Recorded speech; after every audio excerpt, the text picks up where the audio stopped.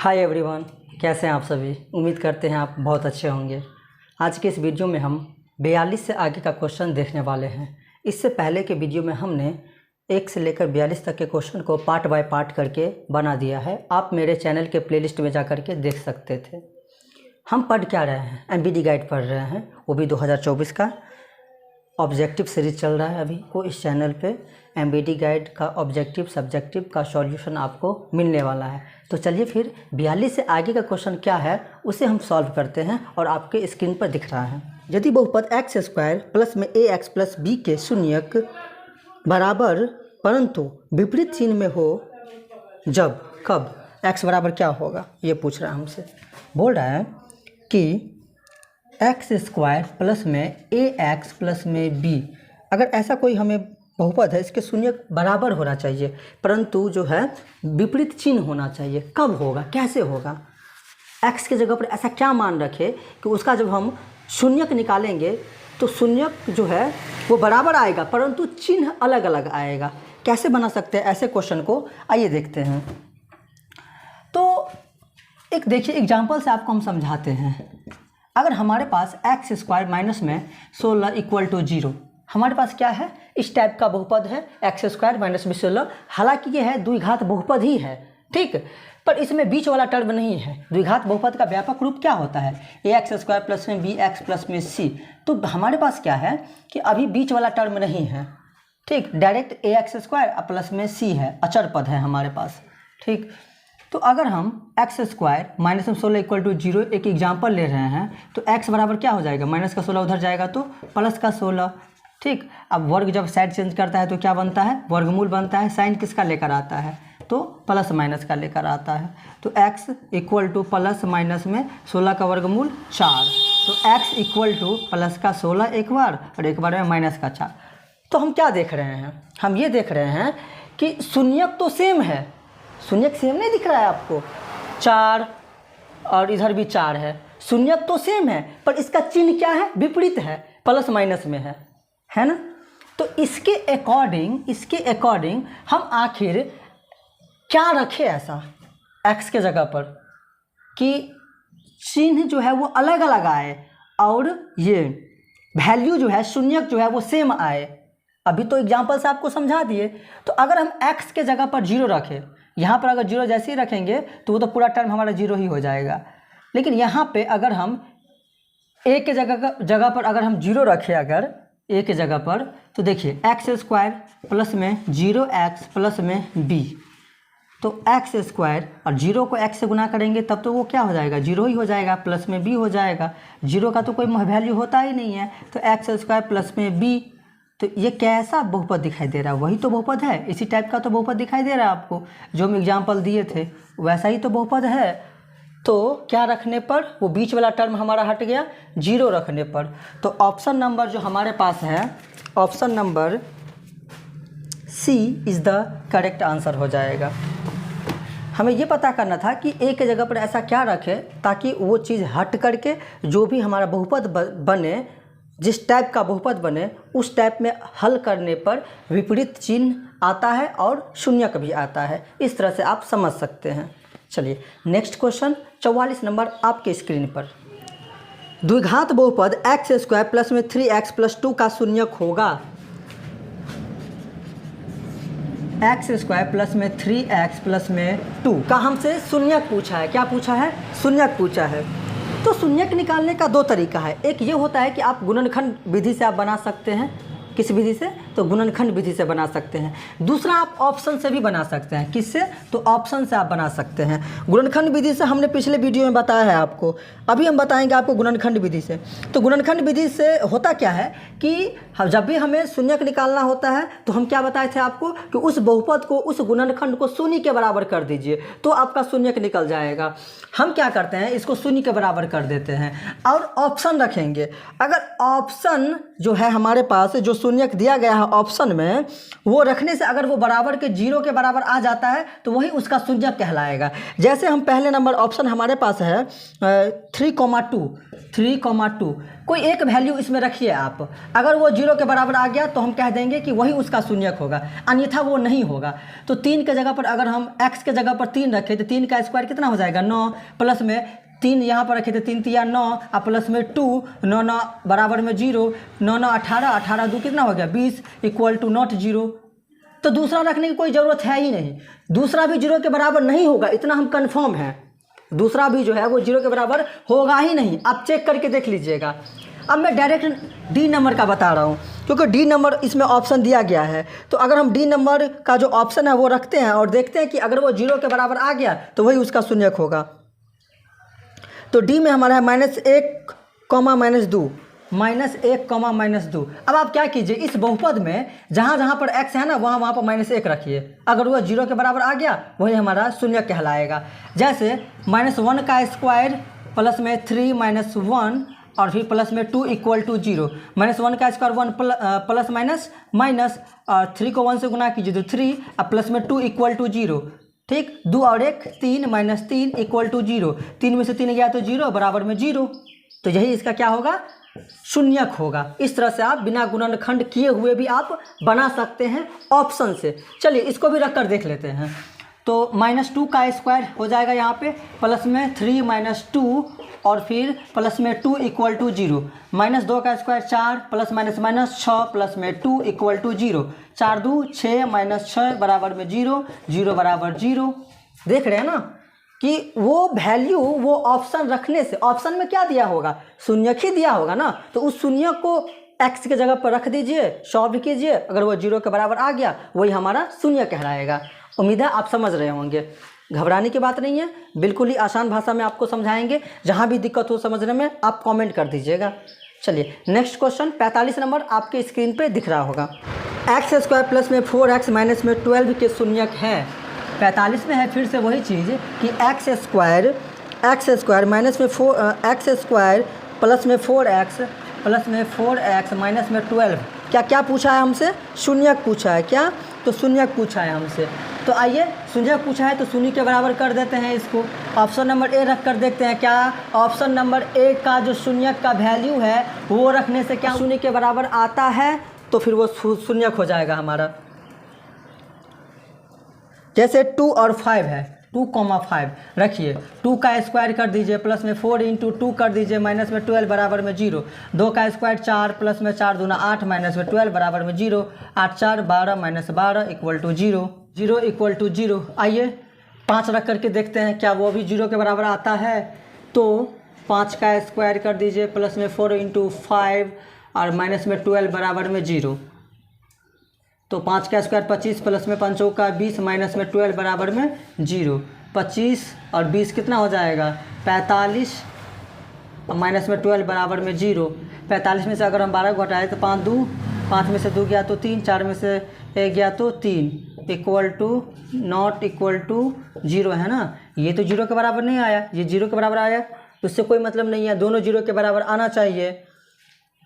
तो ये हमारा क्या है, ये ऑप्शन नहीं होगा, ये शून्यक नहीं होगा। अब हम डायरेक्ट सी नंबर चेक करके दिखाते हैं आपको कि यह शून्यक है या नहीं। तो सी नंबर जो ऑप्शन है वो है 2, -6, 2, -6 है। तो इस बहुपद में आप रखिए तो 2 का स्क्वायर हो जाएगा, फिर प्लस में 4 × 2 माइनस में 12 इक्वल टू 0। 2 दूना 4 प्लस में 8 माइनस में 12 equal to 0। 8 4 12 minus 12 equal to 0।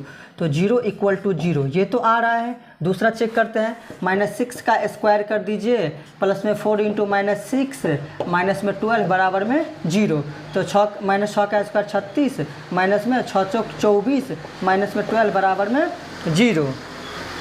तो 36 माइनस क्या होगा माइनस, लेकिन दोनों को जोड़ दीजिए। 4 2 6 2 1 3 बराबर में 0। तो 36 में से 36 क्या तो 0 बराबर 0। देखिए ये भी रखने से 0 आ गया, यहाँ भी 0 आ गया। इसका मतलब सही ऑप्शन हमारा क्या होगा, सी। उस बहुपद का वही 2 ऑप्शन है जो शून्यक होगा, 2, -6। अगर आप गुणनखंड विधि से बनाते हैं तो x का जो 2 वैल्यू आता है वो 2, -6 ही आएगा।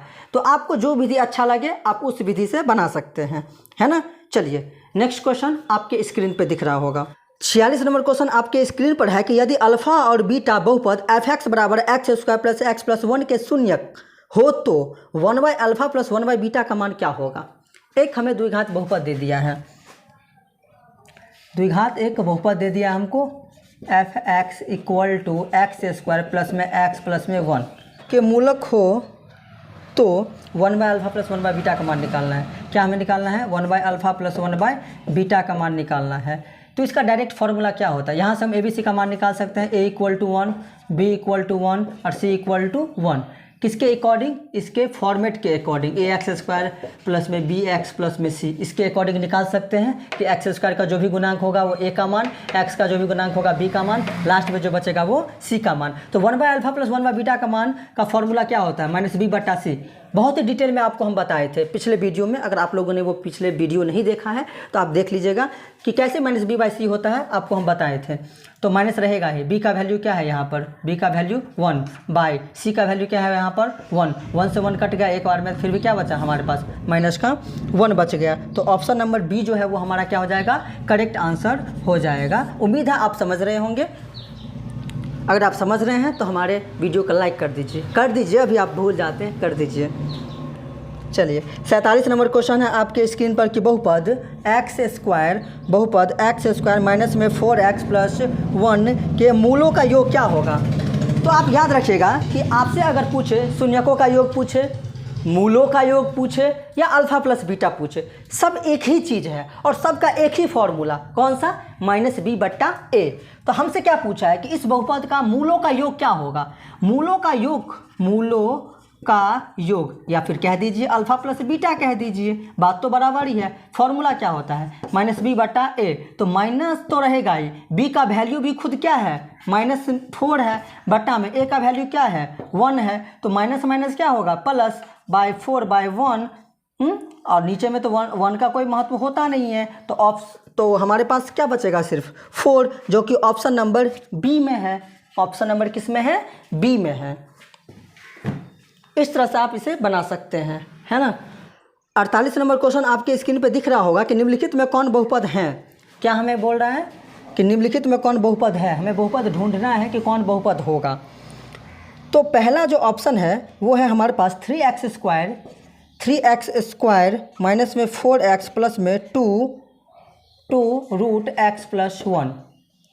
ठीक, अगर हम इसकी बात अगर करें तो ये बहुपद है या नहीं है, हमें ढूंढना है कि निम्नलिखित में कौन बहुपद हैं।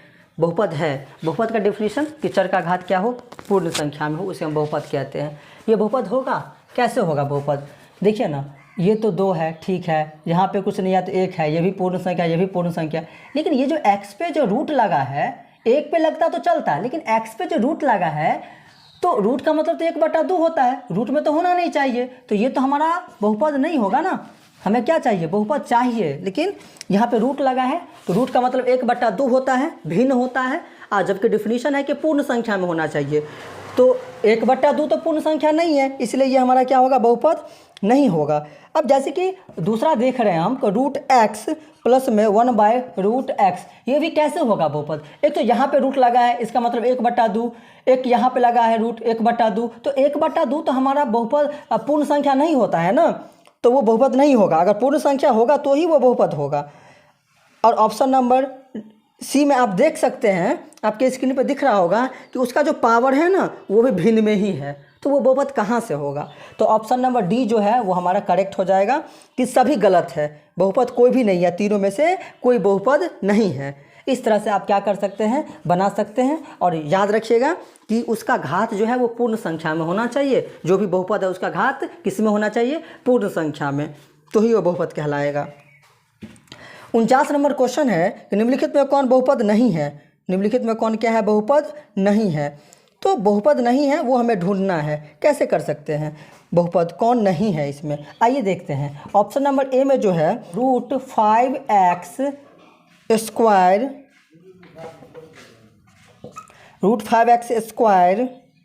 माइनस में 3√2x प्लस में 4, ये बहुपद है या नहीं है? हमें बहुपद नहीं ढूंढना है। देखिए यहाँ पे कि √5, हाँ, x² और उस पर भी रूट लगा है, तो x² रहने दीजिए ऐसे ही। रूट का मतलब 1/2 होता है ना। 2 से 2 कट गया तो बचा क्या हमारे पास? √5 का पावर 1 बचा, माइनस में 3 √2x का पावर 1 और प्लस में 4 उसका पावर 0। देखिए ना, एक भी पूर्ण संख्या, जीरो भी पूर्ण संख्या, तो ये हमारा क्या होगा, बहुपद होगा। लेकिन हमें क्या चाहिए, बहुपद नहीं चाहिए। ये बहुपद होगा, बहुपद हमें नहीं चाहिए। ये अगर किसी संख्या पे रूट लगा है तो वो चलने वाला है, लेकिन चर पद पे रूट नहीं लगना चाहिए, इस बात को याद रखिएगा। बी नंबर जो ऑप्शन है आपके सामने वो है 1/4x³, उसके बाद माइनस में 3x² प्लस में 1/√3x और फिर प्लस में 2। ये भी हमारा बहुपद होगा। कैसे, x का घात देखिए 3, 2, 1, 0, तो ये भी तो पूर्ण संख्या में है ना, उसका सारा घात, तो ये हमारा क्या होगा, बहुपद होगा। लेकिन हमें क्या चाहिए, बहुपद नहीं चाहिए। तो x + 1/x है, इसको सॉल्व कीजिए। x को ऊपर ले जाएंगे तो x का पावर क्या हो जाएगा, -1 हो जाएगा, जो कि -1 क्या है, हमारा पूर्ण संख्या नहीं है। x नीचे में है ना, तो इसका पावर क्या है, 1 है। जैसे ही इसको ऊपर लेकर जाएंगे तो साइन इसका क्या होगा, बदल जाएगा, तो -1 में कन्वर्ट हो जाएगा, जो कि -1 जो है वो हमारा पूर्ण संख्या नहीं है, इसलिए क्या होगा, हमारा ये बहुपद नहीं होगा। ऑप्शन नंबर सी जो है वो हमारा क्या होगा, सही आंसर हो जाएगा, है ना। चलिए, उम्मीद है आप समझ रहे होंगे। बस बहुपद का डेफिनेशन याद रखना है कि उसका जो घात है ना, चर का घात, वो पूर्ण संख्या में होना चाहिए। अगर किसी संख्या पे लगा है तो फिर ठीक है, लेकिन अगर x, y, p, q उस पे लगा है अगर रूट, तो फिर वो नहीं होगा। 50 नंबर क्वेश्चन आपके स्क्रीन पर है कि निम्नलिखित में से कौन द्विघात बहुपद हैं जिनके शून्यक 0 और 5 है। ठीक है, 0 और 5 दे दिया है। क्या क्या दिया है, 0, तो अल्फ़ा = 0 कह देते हैं, बीटा = 5 कह देते हैं, है ना। क्योंकि इसमें कह रहा है कि कौन द्विघात बहुपद है जिनके शून्यक ये और ये है। द्विघात बहुपद हमें ढूंढना है और शून्यक दे दिया है, और हम जानते हैं कि द्विघात बहुपद के 2 शून्यक होते हैं। कौन कौन, अल्फ़ा और बीटा। उन दोनों शून्यक का हम नाम दे दिए, पहला का नाम अल्फ़ा, दूसरे का बीटा। हमें द्विघात बहुपद ढूंढना है, तो द्विघात बहुपद का फॉर्मूला क्या होता है, तो द्विघात बहुपद का फॉर्मूला क्या होता है, x² प्लस में अल्फ़ा प्लस बीटा इंटू में x plus alpha into beta, ये फॉर्मूला होता है। तो हम क्या करते हैं, यहाँ से पहले ही निकाल कर रख लेते हैं अल्फ़ा प्लस बीटा। तो अल्फ़ा प्लस बीटा मतलब क्या, 5, या फिर ऐसे 0 प्लस में 5 = क्या, 5 ना। और अगर अल्फ़ा इंटू बीटा अगर निकालें हम, तो 0 × 5 मतलब 0। ठीक, तो दोनों चीज़ हम निकाल कर रख लिए हैं। अब यहाँ पे सेट कर दीजिए, x² प्लस में अल्फ़ा प्लस बीटा का मान क्या है, 5x, अब प्लस में अल्फ़ा इंटू बीटा का मान क्या है, 0, तो x² प्लस में 5x, 0 का तो कोई वैल्यू होता नहीं है यहाँ पर। तो ऑप्शन नंबर हमारे पास जो बी है, ऑप्शन नंबर क्या है हमारे पास, बी। सॉरी, यहाँ पे फॉर्मूला गलत लिखा गया, माइनस होगा यहाँ पे माइनस होगा, यहाँ पे क्या होगा, माइनस होगा। तो ऑप्शन नंबर हमारे पास क्या है, B is the correct answer हो जाएगा। इस तरह से आप क्या कर सकते हैं, बना सकते हैं। या तो पहले ही आप अल्फ़ा प्लस बीटा रख लीजिए निकाल करके, या फिर यहीं पे आकर के आप निकाल सकते हैं, आपकी मर्जी है, कोई दिक्कत नहीं है। 51 नंबर क्वेश्चन आपके स्क्रीन पर दिख रहा होगा। क्या है कि बहुपद 3x² प्लस में 8x प्लस में 10 का घात हमसे पूछा है। क्या पूछा है हमसे, घात पूछा है। तो बताए थे आपको कि किसी भी बहुपद का जो अधिकतम घात होता है, अधिकतम घात जो बड़ा घात होता है, वही उस बहुपद का घात कहलाता है। तो इसमें देखिए ना, अधिकतम घात क्या है, 2, यहाँ पे 1 है, यहाँ पे 0 है, तो अधिकतम घात क्या होगा हमारे पास, 2 होगा। ऑप्शन नंबर क्या होगा, बी हमारा जो है वो करेक्ट आंसर हो जाएगा। तो हमने बहुपद चैप्टर का एक एक ऑब्जेक्टिव पढ़ा, बहुत ही डिटेल में पढ़ा, और वास्तविक संख्या ऑब्जेक्टिव और बहुपद का ऑब्जेक्टिव, दोनों चैप्टर का ऑब्जेक्टिव हमने ख़त्म कर दिया है। अगर आप लोगों ने वह वीडियो नहीं देखा है तो हमारे चैनल के प्लेलिस्ट में जाकर के आप देख सकते हैं। अगले वीडियो में मिलते हैं एक नए चैप्टर के साथ, जो कि है हमारा 2 चरों वाले रैखिक समीकरण युग्म। अगर यह वीडियो आपको दिल को छू गया हो तो लाइक ज़रूर करके सब्सक्राइब कर दीजिएगा, क्योंकि यह चैनल आपके लिए बहुत ज़रूरी है। अगर आप 10th क्लास में हैं तो, अगर आप नहीं भी हैं, अगर आप 10th क्लास के बच्चे नहीं भी हैं तो आप अपने भाई बहन, छोटे बंधु लोगों को आप क्या कर दीजिए, उसको शेयर कर दीजिए, ताकि उन्हें बेनिफिट मिले और अच्छे से MBD गाइड का जितने भी ऑब्जेक्टिव है, सब्जेक्टिव है, उसका सॉल्यूशन पा करके अच्छे में जाकर के धमाल, एग्ज़ाम हॉल में जाकर के वो धमाल मचा सकते हैं। मिलते हैं नेक्स्ट वीडियो में, तब तक के लिए अपना आप ख्याल रखिएगा।